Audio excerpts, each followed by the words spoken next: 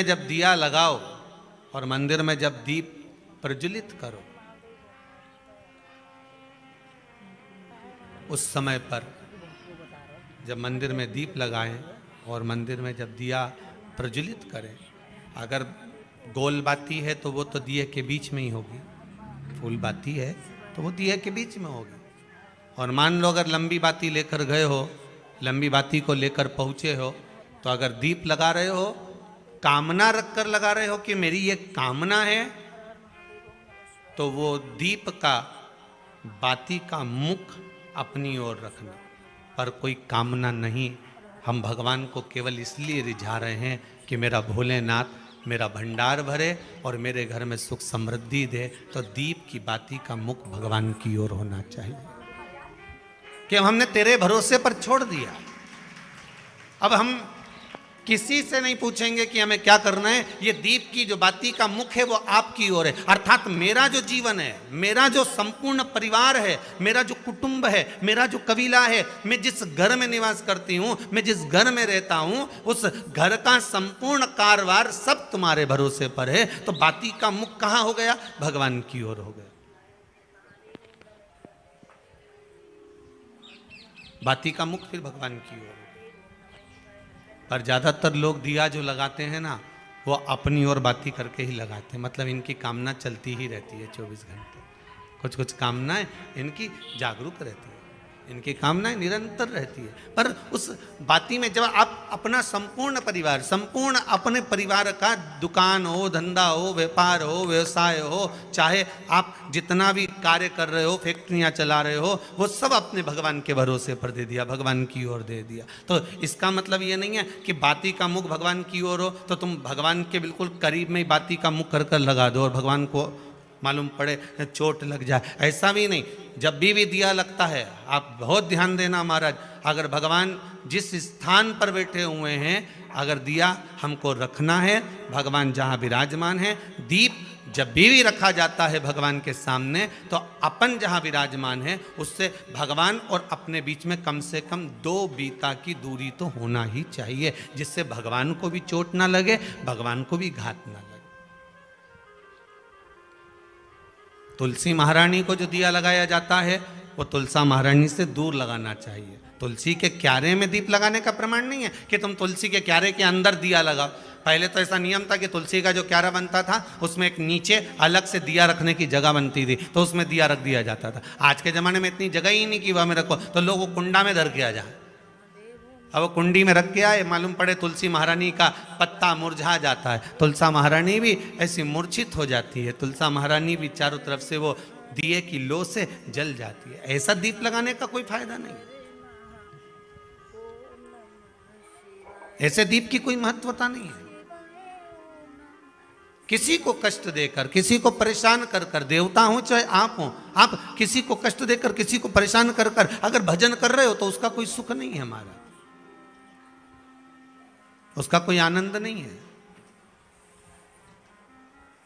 किसी को भी कष्ट देकर अगर आपने भजन भी किया, यज्ञ भी करा, दान भी करा, पुण्य भी करा, सत्कर्म भी करा, भजन भी करा, उसका कोई तत्व नहीं। शाम को 4 बजे से लेकर 7 बजे के बीच में शंकर और पार्वती के भ्रमण का समय रहता है। मेरे देवाधिदेव महादेव और माता पार्वती के भ्रमण का समय, भगवान शंकर पार्वती घूमने को निकले।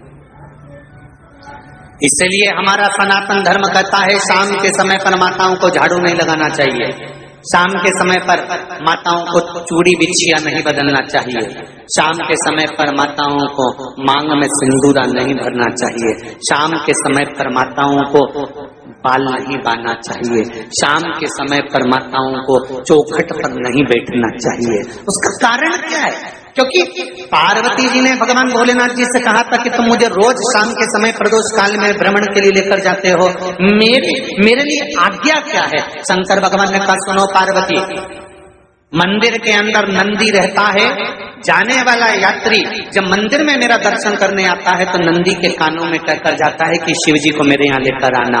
मैं नंदी के अनुसार उनके घर जाता हूँ, मेरा काम है उनका कल्याण करना और तेरा काम है उनके घर की नारी को अखंड सौभाग्यवती का वर प्रदान करना, ये तेरा काम।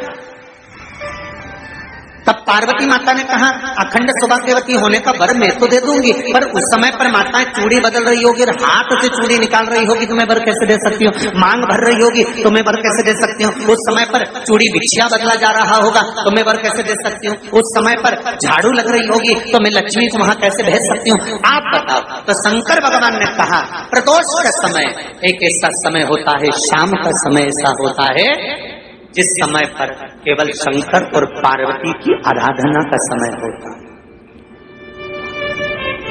हम तो कई लोगों से कहते हैं अगर आपके यहाँ संपदा नहीं आ रही है, बहुत मेहनत कर रहे हो, फल नहीं मिल रहा, कहीं नौकरी, कहीं सर्विस या कहीं व्यापार या व्यवसाय में कहीं तकलीफ आ रही है, हम सबसे कहते हैं शाम का समय पकड़ लो, शंकर जी के मंदिर में दिया लगाना प्रारंभ करो। शिव मंदिर में अगर दिया नहीं लगा रहे हो तो बेलपत्री के पेड़ के नीचे दिया लगा।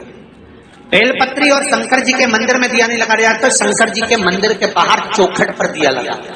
इतना भी नहीं कर सकते तो अपने घर के बाहर अपने द्वार पर दिया लगा दो और शंकर जी के नाम का श्री शिवाय नमस्तुभ्यम बोलकर शंकर भगवान को याद कर कर अपनी कामना कर कर बाबा का स्मरण कर कर पंचाक्षर मंत्र नमः शिवाय, षडाक्षर मंत्र ओम नमः शिवाय, द्वादशाक्षर मंत्र ओम नमो भगवते वासुदेवाय, जो मंत्र तुमको याद है उसका स्मरण कर कर लक्ष्मी हो चाहे नारायण हो चाहे राम हो चाहे कृष्ण हो स्मरण कर कर शाम के समय बाहर दिया लगा दो, दरवाजे के पास लगा दो, वो सुनेगा जरूर, आएगा तो उसका वेलकम जरूर होगा और वो कुछ देकर जरूर जाएगा। नियम तो बनाओ, उसकी चौखट पर जाकर कहना होगा।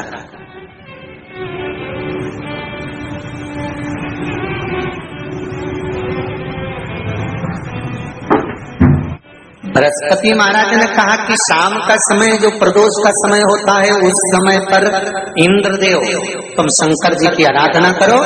शिव आराधना से शंकर जी जो मार्ग प्रशस्त करेंगे, शिव आराधना से जो शंकर जी कहेंगे वो तुम करना, ठीक है। आराधना करी बाबा भोलेनाथ जी।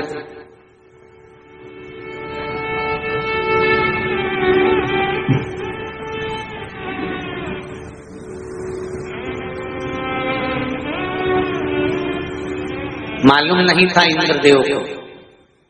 बृहस्पति महाराज ने प्रदोष की महत्वता समझाई तो प्रदोष का समय जानकर शंकर जी पर 7 बेलपत्र प्रदोष के दिन इंद्र ने समर्पित कर दी बिना सोचे।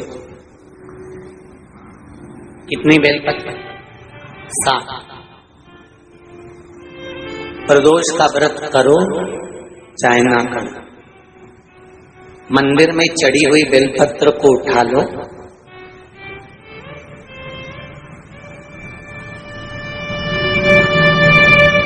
बेलपत्र का ब्रह्म कमल बना लो,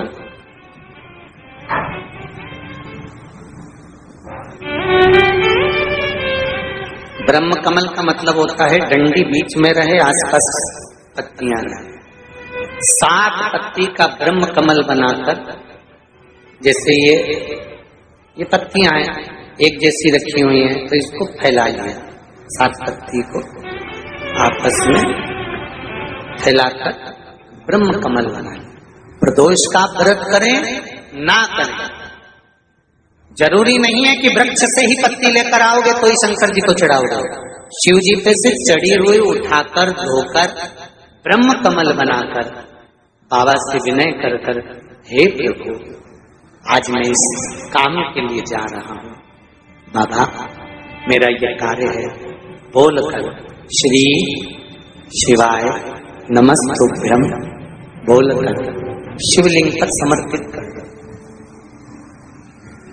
दिन भर के प्रदोष व्रत का फल बाबा एक बेलपत्री समर्पित करने पर ही प्रदान कर देता है।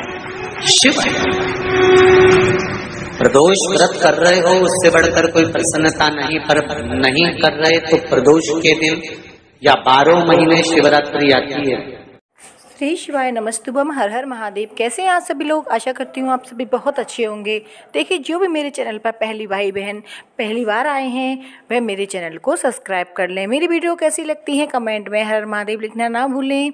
देखिए, आज का उपाय बहुत ही अच्छा उपाय बताया है। प्रदोष काल में अगर आप एक दीप अपने दरवाजे पर लगाते हैं तो धन का आपके यहाँ भंडार भर जाएगा, लक्ष्मी का आगमन होगा।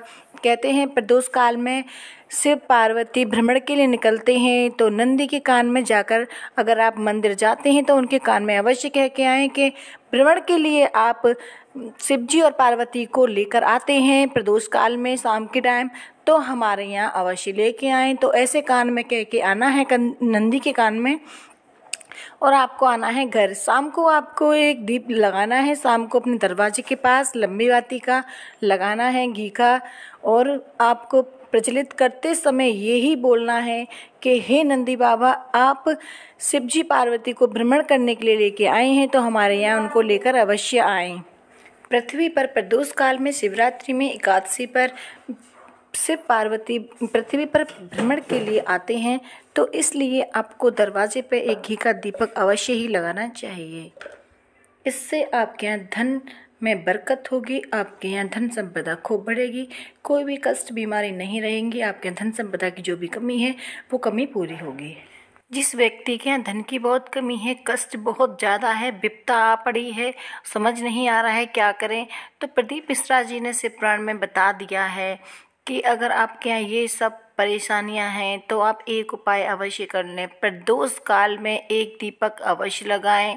देखिए, अगर आप मंदिर नहीं जा सकते या आप शिवालय नहीं जा सकते, बेलपत्र के पेड़ के पास दीप नहीं लगा सकते, तो एक अपने दरवाजे पे अवश्य ही लगा दें।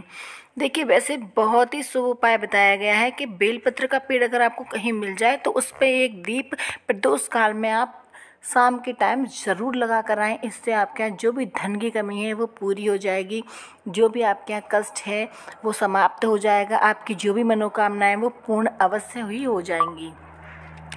प्रदीप मिश्रा जी ने अपनी कथा में ये भी बताया है, उनका ही उपाय सुनकर मैं आपको बताने का प्रयास कर रही हूँ।